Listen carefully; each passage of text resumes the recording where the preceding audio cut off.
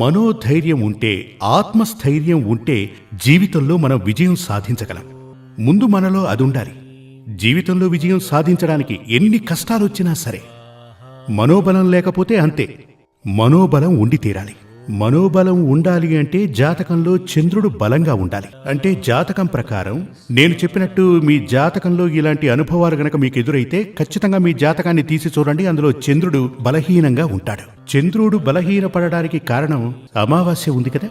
అమావాస్య నుండి 8వ రోజు అంటే అష్టమి అంటారు. అంటే ఇది అమావాస్య నుంచి 8వ రోజు అది అష్టమి. దీనిని శుక్లాష్టమి అని కూడా అంటారు. శుక్లాష్టమి నుంచి పౌర్ణమి వరకు అంటే పౌర్ణమి తర్వాత మరో అష్టమి కూడా వస్తుంది. అది కృష్ణ అష్టమి. కృష్ణపక్షంలో వస్తుంది గనక అది కృష్ణాష్టమి.